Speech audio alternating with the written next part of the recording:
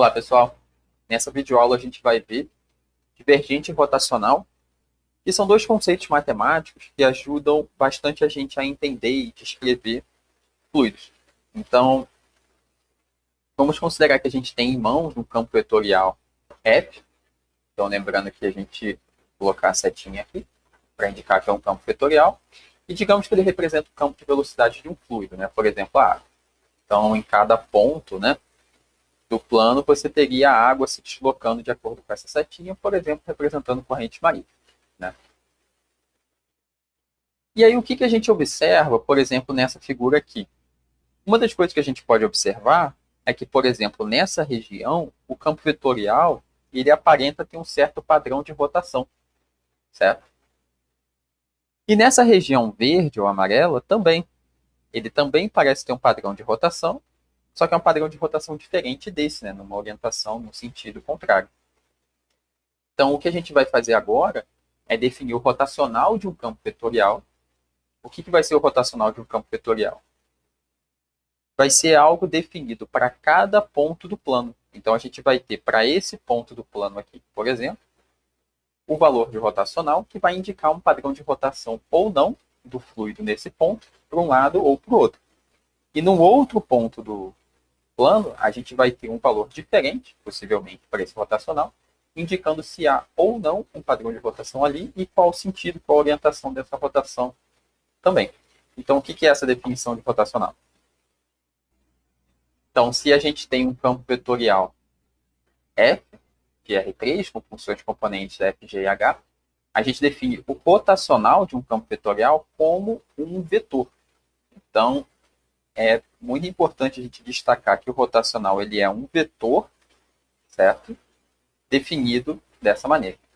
Então, o rotacional ele é definido a partir das derivadas parciais de f, g e h, as funções componentes, em relação a x, y e z. Isso vai formar as três componentes desse vetor rotacional. Tá? No caso de um campo vetorial de R2, certo? A gente vai identificar esse campo vetorial de R2 com um campo vetorial de R3 que tem zero na sua terceira componente. E aí a gente aplica a mesma definição de rotacional. Então a gente define o rotacional tanto para campos vetoriais de R3 quanto para campos vetoriais de R2. Essa equação aqui, ela é um pouquinho chata para lembrar e para aplicar também. Então a gente pode aplicar o rotacional lembrando dessa notação aqui, dessa maneira de escrever. Então o que a gente faz? A gente coloca isso que a gente chama de operador nabla, que é o operador diferencial aqui, o produto vetorial com as funções componentes. A gente já vai ver isso no exemplo. O que isso quer dizer? Né? A gente vai fazer um determinante em que cada diagonal vai indicar uma derivada parcial que vai ser aplicada em uma função componente e vai entrar em uma das componentes do resultado desse produto vetorial, que é o rotacional do campo.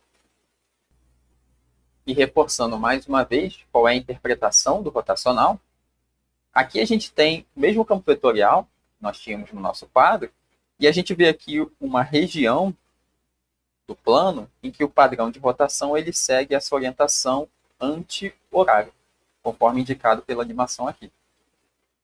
E no outro ponto do plano, né, que a gente está considerando aqui, o padrão de rotação ele tem orientação horária, conforme a animação mais uma vez. Então, o rotacional ele vai ser um vetor diferente em cada um desses dois pontos do plano. E ele, nesse caso, como ele indica uma rotação no plano XY, o rotacional vai ser um vetor vertical para cima ou para baixo. E a rotação que esse rotacional indica é determinada pela regra da mão direita. Certo?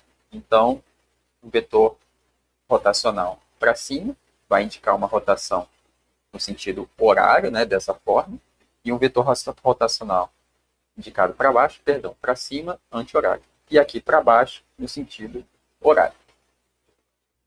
Bem, então vejamos um exemplo, como que a gente pode calcular esse rotacional. Então aqui a gente tem um campo vetorial F, e são essas funções componentes dele, xz, xyz e menos y ao quadrado. A gente quer calcular esse rotacional em um determinado ponto, lembrando que nós discutimos, né, que o rotacional ele é potencialmente diferente, possivelmente diferente, em cada um dos pontos do domínio desse campo vetorial.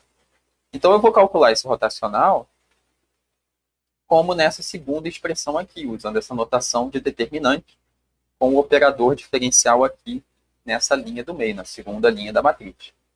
Certo? Então, vocês podem tentar calcular esse rotacional fazendo determinante. Lembrando que, por exemplo, essa primeira diagonal aqui, ela vai contribuir, né, com um fator para a componente i do rotacional. E aqui a gente vai ter a derivada em relação a y desse termo menos y ao quadrado, ou seja, menos 2y. E assim por diante. Então, vocês podem tentar calcular isso, pausar o vídeo, e a gente já vai dar continuidade calculando esse rotacional aqui. Então, começando com essas duas diagonais, que vão fornecer a nossa componente i, aqui a gente tem na primeira diagonal, na componente i, a derivada em relação a y de menos y ao quadrado, que é igual a menos 2y. E ainda na componente i, a gente tem a derivada em relação a z de xyz, ou seja, é igual a xy, e aqui lembrando que isso vem com o sinal trocado por conta da direção dessa segunda diagonal. Agora, considerando as duas diagonais referentes à componente j, a gente tem essa diagonal principal aqui, que fornece a derivada em relação a z do termo xz, certo? Essa diagonal, ela continua aqui. Então, aqui a gente tem a derivada em relação a z de xz, que é igual a x. Com o sinal trocado, nessa diagonal secundária, a gente tem a derivada em relação a x desse termo menos y ao quadrado, ou seja, zero. Então, essa aqui vai ser a nossa componente j. E agora, na última componente, a gente vai ter aqui, na diagonal principal, a derivada em relação a x desse termo xyz. Ou seja, a gente tem esse termo yz positivo. E aqui, na diagonal secundária, a derivada em relação a y de xz é igual a zero. Então, aqui, menos zero. E aqui a gente tem, com esses três termos, o rotacional do campo vetorial. Menos 2y menos xy na componente i, x na componente j e yz na componente k. E agora a gente vai definir o divergente de um campo vetorial. Então, o divergente de um campo vetorial, matematicamente, ele vai ser definido como um escalar, que também está definido para cada ponto x, y, z do domínio do campo vetorial.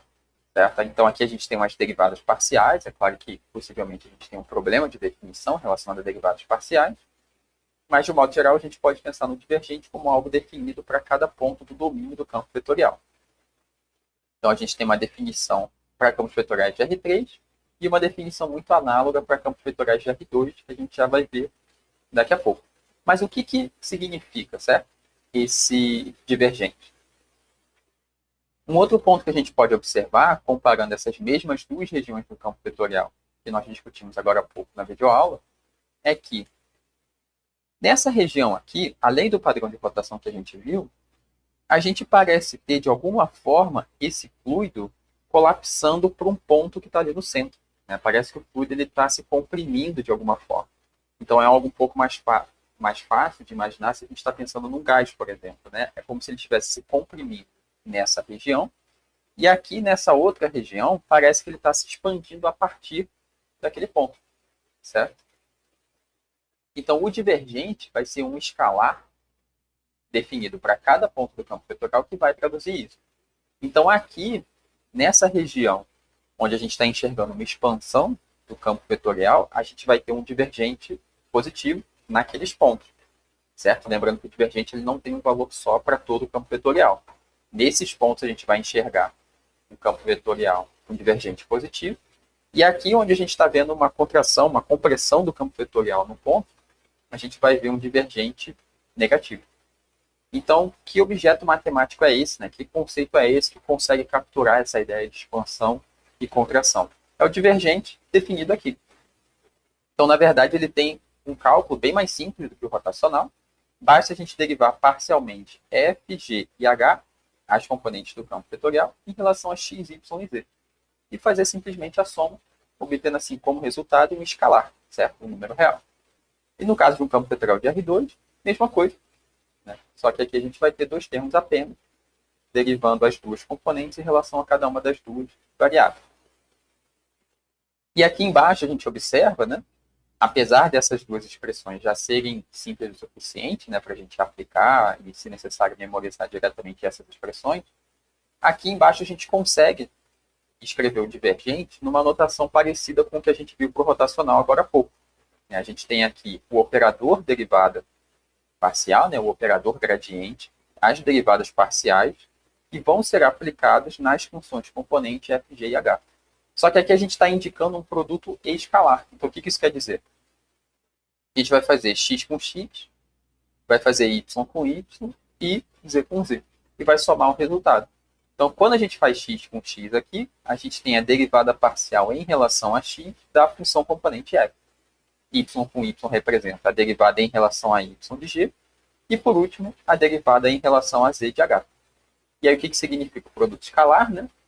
Feita cada uma dessas três operações, a gente soma o resultado e obtém assim o divergente. Mesma coisa aqui embaixo, o divergente no campo vetorial de R2. Então vamos ver agora um exemplo de como que isso funciona, no caso, na prática, né, com um campo vetorial dado. Bem, então nesse exemplo, a gente quer calcular o divergente de um campo vetorial de R2 num determinado ponto. Então aqui eu vou encontrar simplesmente a função divergente, né? Eu vou deixar o divergente como uma função das variáveis x e y, e posteriormente você pode substituir o ponto π sobre 4 e π sobre 8. Como nós fizemos no rotacional agora há pouco, né? A gente não substituiu o rotacional, né? As variáveis x, y e z, pelo ponto do enunciado dado, mas a partir da função encontrada a gente pode fazer essa substituição. Então, aqui, aplicando a definição de divergente, a gente vai ter a derivada parcial da primeira componente em relação a x, certo? Cosseno de x mais 2y derivada em relação a x, mais a derivada em relação a y da segunda função componente, ou seja, a derivada em relação a y de seno de x menos 2y. Então, basta agora calcular essas duas derivadas parciais, lembrando que nós estamos somando, né, esses resultados, e obtendo aqui uma grandeza, né, escalar, uma função escalar. E calculando essas derivadas parciais usando a regra da cadeia, o que a gente obtém? No primeiro termo, a gente vai ter a derivada da função de fora, a derivada do cosseno menos seno, repetindo a função de dentro, x mais 2y, vezes a derivada dessa função de dentro toda em relação a x, que vai dar 1 mais 0, certo? Ou seja, 1 nesse segundo termo aqui da regra da cadeia.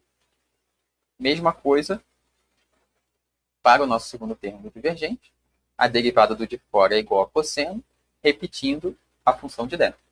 E aqui a gente multiplica pela derivada de toda a função de dentro em relação a essa variável y, ou seja, 0 menos 2. Então, o segundo termo da regra da cadeia é igual a menos 2.